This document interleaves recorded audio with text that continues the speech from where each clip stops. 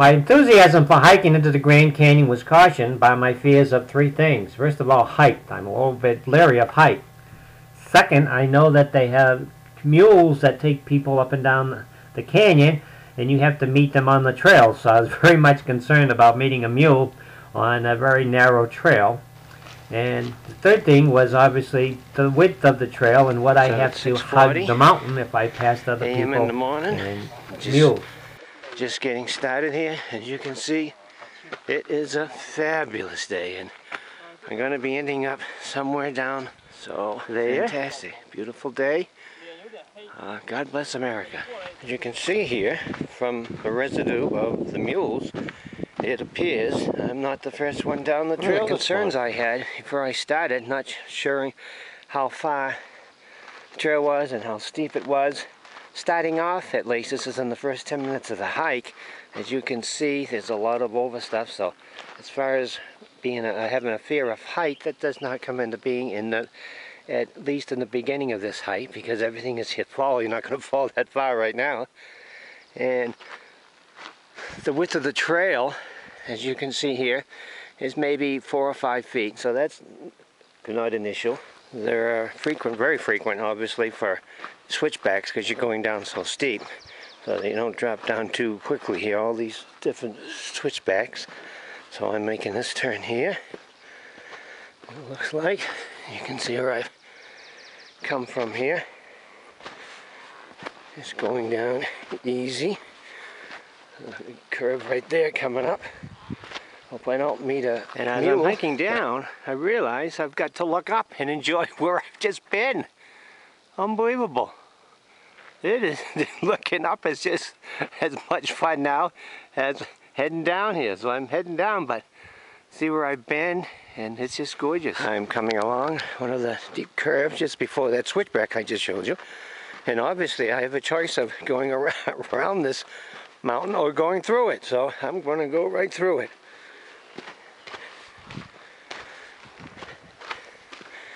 And just before I go through it here, I'm going to turn to the right, and you can see what I'm seeing out here. Is that fabulous or what?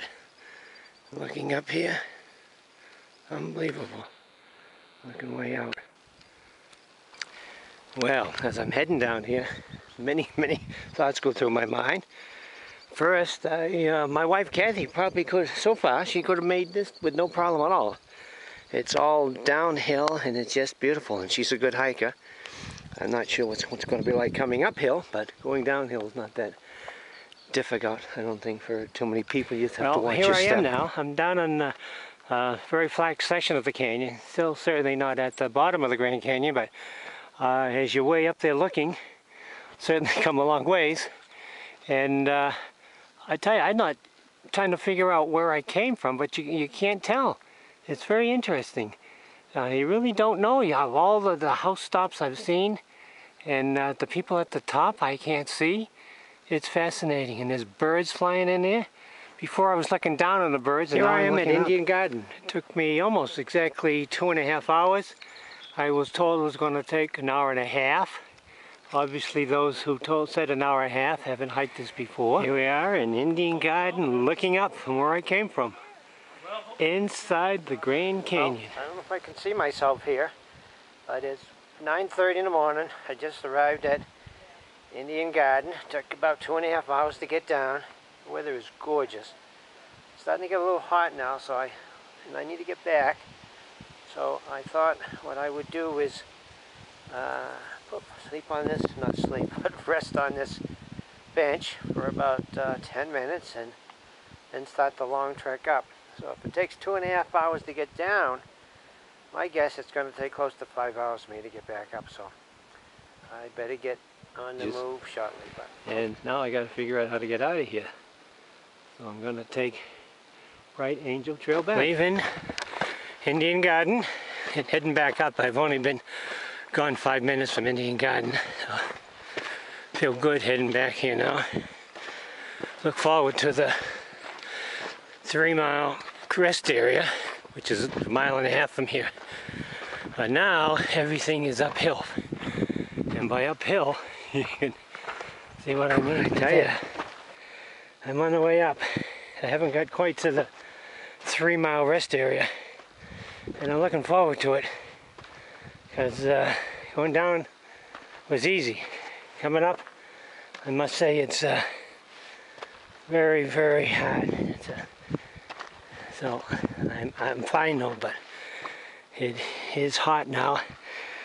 Hiking down on this side of the cliffs was fine because it was windy and we were in the shade, and now we, meaning me, it's starting to get warm. I was thinking of the 3 times I did the Boston Marathon, how I felt at the 20-mile mark. Well, this is how I feel now. So here we are as we're getting back up there. I just got to take those switchbacks, and you can see there's 1, 2, 3, 4 right there in front of me. I just came from a minute ago on the switchbacks. Gives a good picture of it, that's for sure. And what I'm trying to do now, I think just above me is that 3-mile rest area. And I'm holding the wall actually because it's nice and cool to begin with.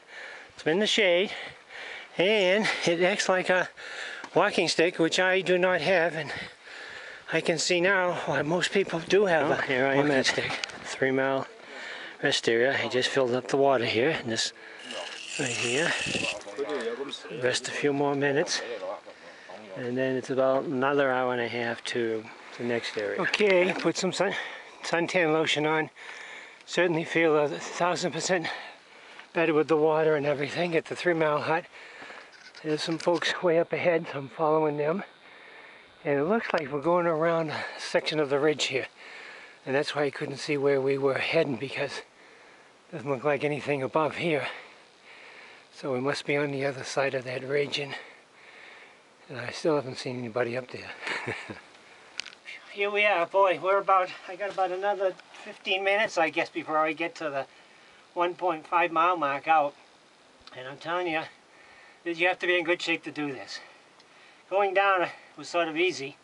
I thought my wife Kathy could come down with me, and because there was no problem and the height wasn't an issue, but coming back up, it's a workout. And my thighs are still hurting here, but it's absolutely well worth it. I mean, just to be in this place, to see the Grand Canyon, which you hear about all your life, is just terrific and fabulous.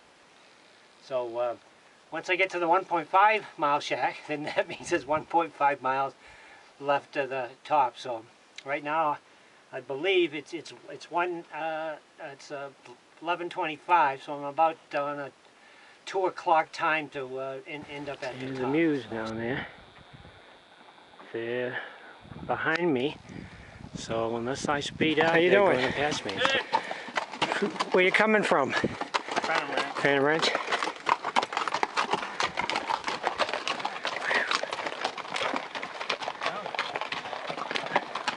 It looks good. Well, I can finally see people standing at the top up there. So that's a good feeling. So I'm getting a little close, but real tired. Almost up to the tunnel. The horses, the mules are just going through. Almost there. Comes Steve, almost back. Did you hit it? Well, yes, I did. Okay. Walking out of the Bright Angel Trail, there it is. 2.5 hours to get down to Indian Garden, and about 4 hours to hike back out. The hike was horrendous, but now I never have to say I wish I had hiked into and out of the Grand Canyon.